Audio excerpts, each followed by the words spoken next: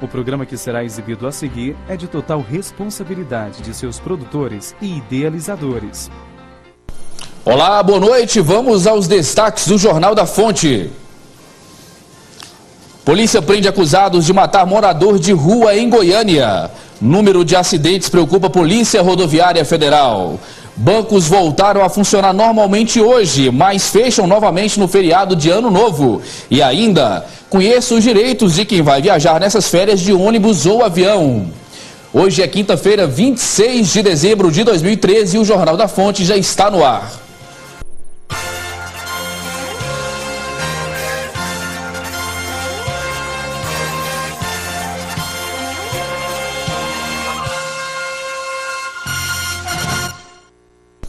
A Polícia Militar prendeu um homem acusado de matar um morador de rua com uma pedrada na cabeça. O crime aconteceu na manhã de ontem, na Avenida Universitária, em frente à Catedral Metropolitana de Goiânia, localizada no setor central.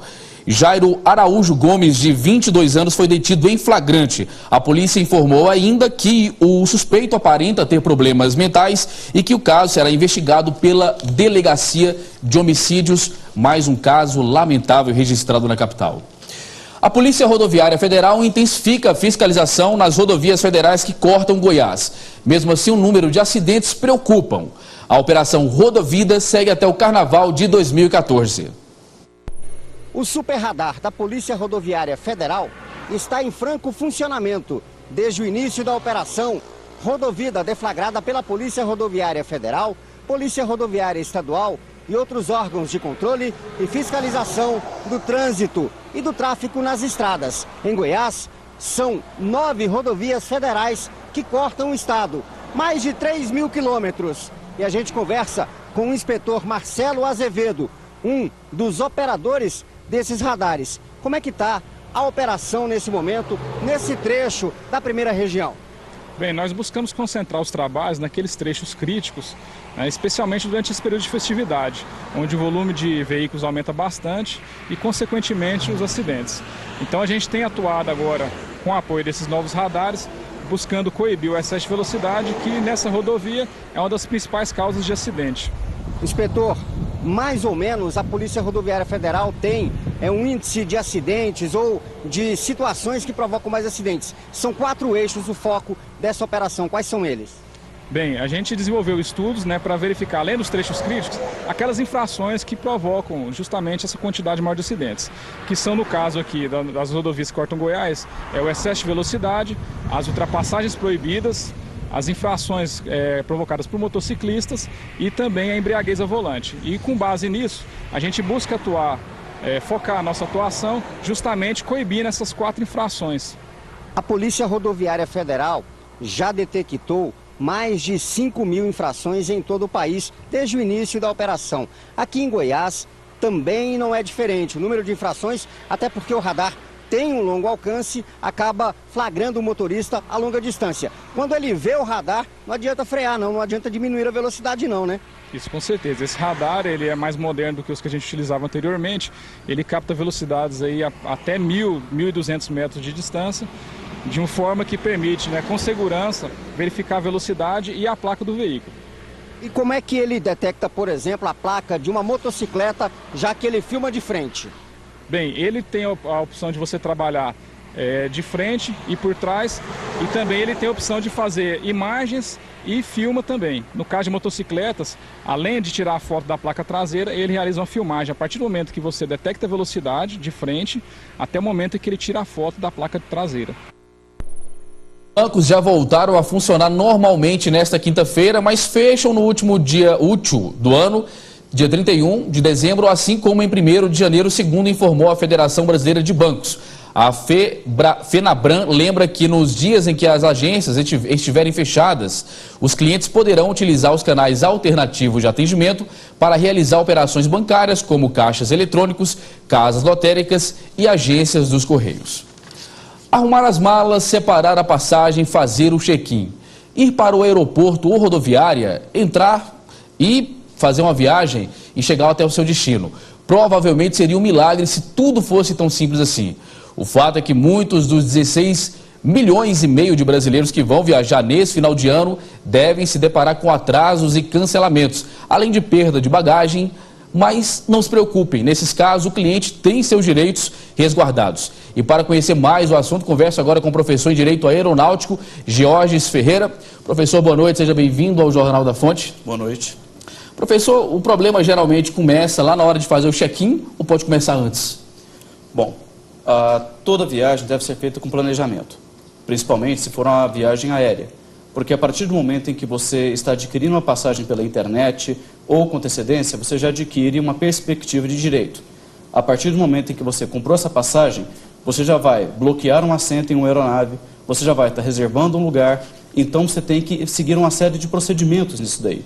Ou seja, você tem que estar no aeroporto com até 1 hora de antecedência, ou preferencialmente você precisa fazer o seu check-in online, que pode ser feito com até 1h30 de antecedência, em certos casos, o que adianta muito o serviço, mas não para só por aí. Você também precisa tomar conta da sua bagagem, você tem que estar atento aos limites de bagagem, e o ônibus também tem limite de bagagem, parecido com um avião nesse sentido. Ainda, a questão da pontualidade, você estar no aeroporto, para que você seja primeiramente atendido, faz com que, inclusive, você não tenha aquele problema com a coisa que se chama overbooking.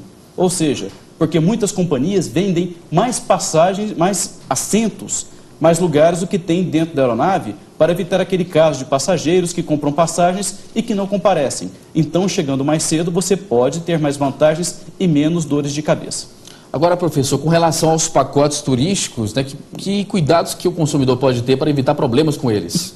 Bom, em primeiro lugar, nós temos que pegar realmente ou uma companhia de turismo que seja séria, ou então, se você comprar pela internet, tomar as referências sobre essa companhia em relação aos avisos que saem nos sites ou nas redes sociais, verificar, ir atrás de pessoas que já fizeram esses pacotes, tomar muito cuidado, porque nem sempre é claro o contrato que tem, porque eles não especificam se alguns trechos dentro desse pacote são terrestres ou se são via aérea. E se são vias aéreas, alguns locais são muito restritivos em relação à bagagem. Você tem que estar observando também qual que é o peso que você pode levar, não apenas internacionalmente, mas também dentro de países, porque senão você vai pagar caro. Falando em bagagem, qual que é o procedimento caso haja perda da bagagem da pessoa? Aqui no Brasil, a resolução número 141 de 2010 da Agência Nacional de Aviação Civil, que fala a respeito de atrasos em voos, cancelamentos, o prazo bagagem, diz que caso você não chegue a sua bagagem na esteira, onde você estava esperando, que você tem até 15 dias para reclamar junto à empresa. Depois desses 15 dias, a empresa ela teria até 30 dias para aparecer com sua bagagem, ou então ela será dada como extraviada ou furtada. Em caso de danificação à sua bagagem, você tem até 7 dias para fazer a reclamação. E caso sua bagagem seja furtada, você deve, inclusive, não só fazer a reclamação no balcão da empresa, que fica logo quando você sai da aeronave, aonde você vai apanhar as malas, mas também você deve fazer uma ocorrência em uma delegacia. Em alguns aeroportos, inclusive, temos essas delegacias. Agora, mais importante ainda, evite despachar coisas de valores, coisas caras nas bagagens, ou se não tiver alternativa, declare que você está despachando para que você tenha direito ao seguro. Sim, você pode fazer seguro e você não precisa necessariamente mandar alguma coisa de valor pela bagagem, pela franquia de bagagem, mas sim pode despachar como carga, que recebe o tratamento. Porque não adianta você não declarar e depois dizer que tinha algo claro dentro daquela bagagem, que você não vai receber por isso. Professor, com relação às viagens de avião, existem algumas regras com relação a atraso, 1 hora, 2 horas, 4 horas, que o consumidor, o passageiro, tem direito por parte da empresa? O Brasil é um país que mais concede benefícios aos passageiros no mundo. E esses benefícios são cobrados a ferro e fogo pela Agência de Aviação Civil em cima das empresas. Essa resolução que nós mencionamos, a resolução 141 da ANAC, ela deixa claro que após 1 hora de atraso, a empresa é obrigada já a dar uma assistência material para o passageiro. Que assistência material que é essa? É obrigado a fornecer, por exemplo, a comunicação, internet, telefone, para que você informe o seu destino que você vai ter um atraso. Passou de 2 horas esse atraso, além da comunicação, ela tem que oferecer alimentação. Ela tem que dar um voucher para que você possa ir no restaurante ou em algum lugar, de preferência do aeroporto, para que você possa, pelo menos, aguardar com um pouco mais de conforto e ali se alimentar. Com mais de 4 horas acima, a empresa ela é obrigada já a providenciar hospedagem, a providenciar o seu traslado do aeroporto até onde você vai dormir e, obviamente, de remarcar o seu voo ou então tentar transferir você para um próximo voo. Existe uma outra situação também, que é o embarque preterido. O que é isso? Como nós estávamos dizendo, muitas vezes você chega para embarcar e a empresa anuncia, olha, deu um overbooking. O que é isso? A empresa vendeu um número de lugares a mais do que tinha na aeronave. É uma prática comercial reconhecida, mas é ilegal. Isso daí, você sendo um advogado, um médico, você tendo algum compromisso, o importante é você se documentar, comprovar que você tem um compromisso, que a empresa tentará descer, oferecerá algum prêmio para os passageiros que queiram sair da aeronave para que você possa entrar. Se você não conseguir, a empresa, ela vai ter que te colocar em um próximo voo, vai ter que observar todas aquelas regras que valem para 1, 2 e 4 horas, sem dizer que o passageiro, nesse caso, ainda pode ter direito a entrar com ação, pedir indenização, caso tenha perdido algum compromisso, ou então, enfim, não possa ter chegado ao local do destino adequadamente. Muito bem, ficam aí as dicas para você que vai viajar, do professor de Direito Aeronáutico, Jorge Ferreira. Professor, obrigado pelas dicas, uma boa noite para o senhor. Estamos à disposição para qualquer outras dúvidas. E a seguir, especialista aponta reflexos do aumento do salário mínimo anunciado para o ano que vem. Nós voltamos já.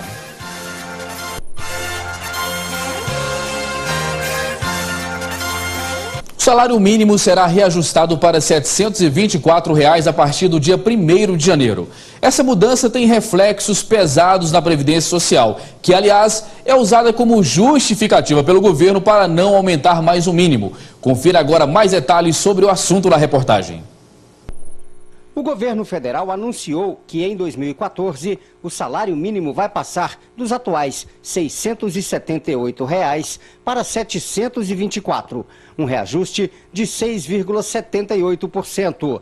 Segundo este professor de economia, os reflexos do reajuste são muitos. O primeiro se refere aos patrões, que, segundo o economista, mesmo sendo pequeno, o reajuste para quem paga é alto. Para quem recebe não é tão grande, né? As pessoas que vão receber esse reajuste não é tão grande. Mas para aqueles que estão pagando vai ser extremamente alto. É alto por quê? Porque a carga tributária brasileira, os encargos trabalhistas são altos. Então, naturalmente, os 724 vai virar R$ 1.300 para o empresário. Então, o empresário, na hora que ele tem que pagar isso, se ele tiver uma quantidade de funcionários relativamente, emprega bastante pessoas, ele vai ter problemas, porque ele vai ter um acréscimo na sua folha de pagamento, praticamente de quase 8%. Segundo Aurélio Troncoso, para quem recebe o salário mínimo, o dinheiro é pouco, mas as coisas aumentam de preço. Quando há um anúncio de alguma coisa, tudo sobe. Né? O empresário já pensa, já joga o produto dele com base também naquilo que as pessoas vão receber, e quase sempre quando as pessoas recebem, o poder de compra dela é quase o mesmo que ela fazia esse ano, ou um pouco menos. Um capítulo à parte, de acordo com o economista, se refere à Previdência Social, que, de acordo com ele, enfrenta grandes dificuldades para cumprir os compromissos com os beneficiários. E quem vai pagar esta conta são os trabalhadores que estão na ativa. O brasileiro está tendo uma longevidade maior, então ele está vivendo um pouco mais. Então o que está acontecendo é que vai ter, lá para 2025, 2030, vai ter muitas pessoas aposentando e um volume de pessoas relativamente muito menor do que hoje, pagando pela Previdência Social. A Previdência ou muda o modelo, né? Ou simplesmente as pessoas vão ter que trabalhar, ou vai mudar o modelo também da Previdência em relação à idade e à aposentadoria. Eu brinquei que, se brincar, nós vamos estar aposentando com 70, 75 anos, lá até 2025. E o governador Marconi Perillo fez hoje a entrega de várias máquinas para a Prefeitura do Interior.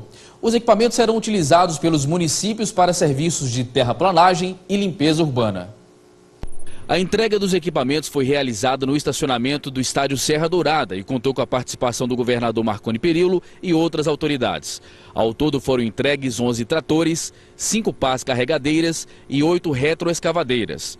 As máquinas foram adquiridas com recursos estaduais do PAI, Plano de Ação Integrada de Desenvolvimento, e vão atender 24 municípios goianos. Nós estamos resgatando os compromissos firmados à época da campanha e consubstanciados no PAI, no Plano de Ação Integrado de Desenvolvimento. Para o prefeito de Cristalina, os equipamentos serão de grande utilidade, já que, segundo ele, o município está em fase de expansão. Máquinas, para nós, é uma ferramenta indispensável para a manutenção de uma cidade. E Cristalina não fica longe disso. Cristalina hoje tem um fluxo muito grande de veículos. Nós já temos uma frota com mais de 35 mil veículos na cidade.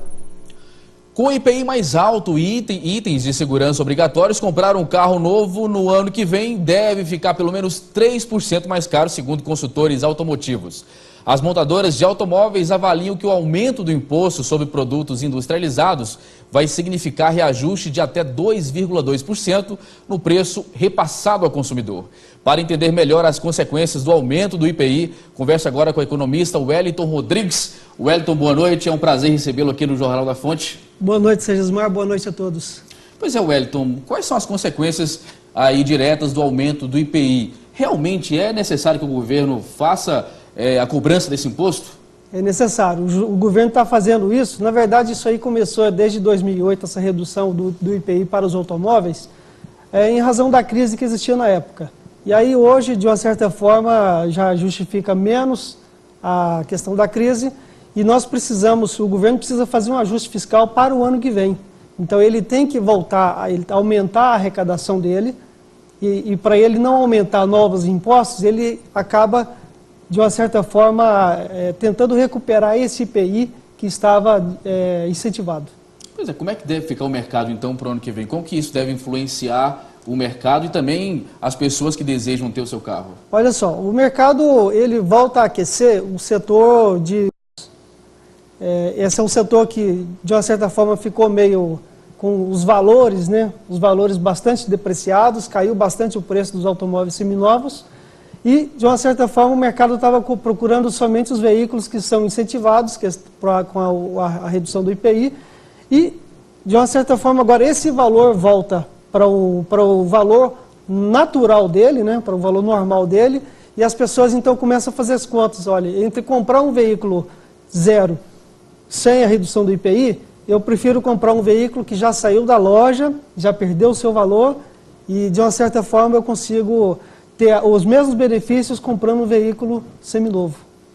Pois é, Wellington, você como economista citou a questão aí, né, da crise que teve, a crise dos Estados Unidos que afetou vários países e o Brasil foi pouco afetado, e ficou um bom tempo com produtos com redução de IPI ou até mesmo IPI zero. E agora vamos para o ano eleitoral com essa notícia. Isso não é uma notícia um tanto quanto não popular para o ano de eleição para presidente Dilma? Olha só, eu vejo a questão do IPI dos automóveis como uma questão que não deveria ter acontecido, deveria já ter... Desde abril desse ano, ela já deveria ter acabado. Porque você pega, para o ano que vem, você tem todo um cenário de que o governo é ano eleitoral, ele precisa mostrar aumento de arrecadação. E o setor de automóveis é um setor que se sustenta do jeito que está. Porque a redução, ela também está sendo gradual, o retorno o final dessa redução está sendo gradual. E o setor de automóveis, ele continua fazendo pressão para que as vendas possam se alavancar. Então, de uma certa forma, o governo, na verdade, precisa mesmo de aumentar a arrecadação para poder aumentar o investimento e pagar menos juros da dívida. Então, ele precisa de dinheiro, não tem outra forma dele fabricar dinheiro. Ele precisa pagar a dívida e precisa mostrar para o eleitor que ele está fazendo bem o dever de casa. Pois é, a economia brasileira hoje é um pouco diferente do que de alguns anos atrás, durante a crise, inclusive, que você citou. O Brasil, entre aspas, nadou de braçada nessa crise, se deu muito bem. Como está a economia hoje? Como você vê as perspectivas para a economia em 2014, que é ano eleitoral? Olha, a nossa economia do Brasil. Eu vejo com uma melhora, uma sensível melhora da economia em 2014, em razão dos mega eventos da Copa do Mundo. Alguma situação pós-2014, somente no Rio de Janeiro, que é um estado onde vai ter outro mega evento das Olimpíadas, só que para o resto do país, nós viveremos uma situação de bastante cautela a partir de 2014. Então, o próximo ano, seguramente vai ser melhor do que os anos anteriores em razão desses fatores. Agora, a preocupação maior é pós-Copa do Mundo. Isso aí é a pergunta que fica na cabeça de todo brasileiro, de todo o mercado, toda a economia no seu contexto geral. Ou seja, a gente vai ter um ano melhor. Vai ter mais crescimento, vai ter mais produção, alguns momentos de paralisação por questões da Copa do Mundo, possivelmente alguns momentos também de paralisação por novas mobilizações sociais, como que nós tivemos esse ano, que podem retornar no próximo ano, porque também as coisas não foram totalmente resolvidas como a população precisa. E então, de uma certa forma, vai ser um ano que vai repetir esse ano agora, mas com uma melhora, uma pequena melhora no contexto da economia. Essas manifestações populares, que inclusive fizeram com que o transporte coletivo de várias capitais, inclusive Goiânia, não tivesse aumento, você acha que elas podem refletir negativamente na economia brasileira? Pode, porque inclusive a paralisação que teve desse ano causou um reflexo negativo para a economia. Se nós estamos apontando hoje um crescimento de 2,8% no PIB, e é um pouco maior do que o crescimento do ano passado, mas as paralisações também provocaram as mobilizações provocaram essa paralisação da economia. Então a gente já sabe que isso aí causa um prejuízo significativo em termos de crescimento do PIB, da riqueza do Brasil. Pois é, falando nisso, como que o Brasil ainda tem muito respaldo entre outros países, faz parte do BRIC, né? Como é que está o Brasil hoje? Ele está um pouco sendo visto de uma maneira um pouco inferior, ou ele continua aquele Brasil com perspectiva de crescimento econômico, entre outras coisas? Já foi melhor. Acho que uns 2 anos atrás já foi melhor. O que acontece é que o Brasil começa a perder... existem as agências de classificação de risco que classificam o Brasil, que já por 2 vezes seguidas durante esse ano já rebaixou a nota do Brasil. Tá? Então isso aí vê o Brasil com uma certa desconfiança.